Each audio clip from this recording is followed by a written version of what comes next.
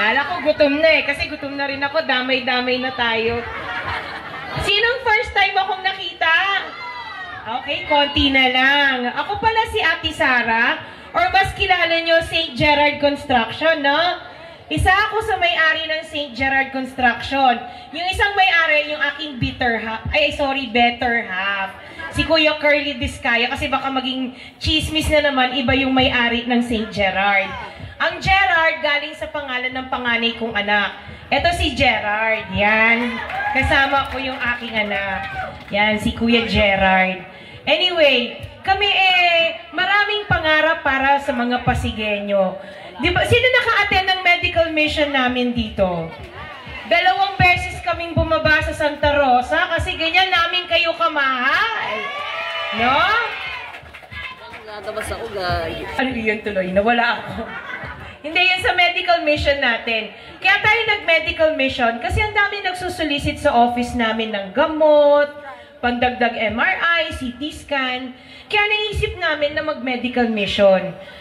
Ang ano namin is, band-aid solution lang yan, di ba? Temporary lang yan. Kasi hindi naman araw-araw pwede kayong pumunta o magkaroon ng medical mission. Tama po ba? Kaya ang ginawa, ang naisip namin or pangarap namin, magpatayo ng isang dekalidad na ospital dito sa Pasig. Okay po ba yon? Na kumpleto ang gamit, may MRI, may CT scan, may laboratory. Hindi nyo na kailangan bumili ng gamot sa labas. Lahat nandun na sa loob ng ospital. Parang isang private hospital pero pampubliko. Okay po ba yun? Siyempre, health is wealth, di ba? Yun yung sinasabi natin. Kailangan maalagaan natin ang kalusugan natin kasi kung hindi tayo makakapagtrabaho. Yung negosyo natin, kung meron man, stop din. Kasi kailangan asikasuhin natin ang sarili natin. Tsaka kahit anong yaman mo, basta sakit ang dumapo sa'yo, tama po ba? Mauubos at mauubos din yan. At syempre, may mga nagsusulisit sa amin na mga gamot. Gusto ko lang malaman, totoo po ba, or chismis lang ba, na sa Pasig General Hospital or sa Child's Hope, pag nagpunta kayo ng ER, minsan nasa monoblock na lang tapos naka-dextrose? Totoo po ba? O, kayo nagsabi niya na, may mga vloggers, hindi ako nagtanong ako. So, hindi siya chismis.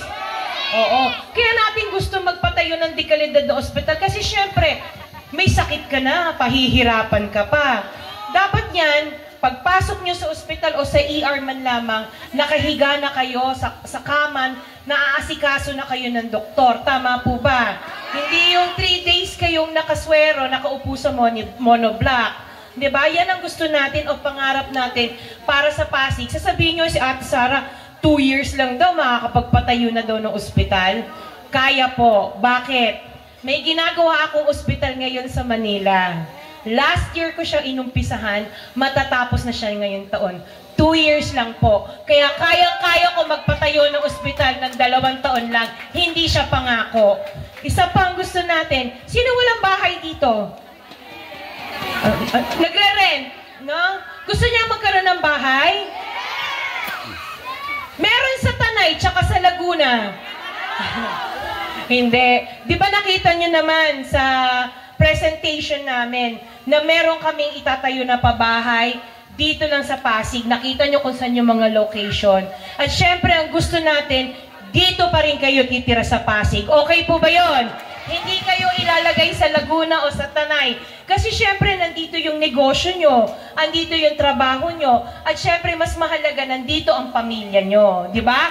At gusto nyo magtapos na Pasigueño kayo hanggang sa dulo. Tama po ba? Diba? Yan ang pangarap natin para sa Pasig. Madami pa tayong ibang pangarap. Siyempre, nakikita nyo naman kung ano yung naging presentation natin. Pero isang gusto natin mangyari, kasi progresibong city tayo, tama po ba?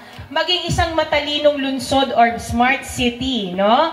Sabihin nyo, ay, social naman nun. Siyempre, kailangan nun may matalinong mamumuno. Tama po ba? Hindi puro salita, pero may gawa. Tama ba? Yan ang kailangan natin. Ang smart city, hindi siya sosyal. Lahat dito may smartphone, di ba? Yan, di ba? Ang gusto natin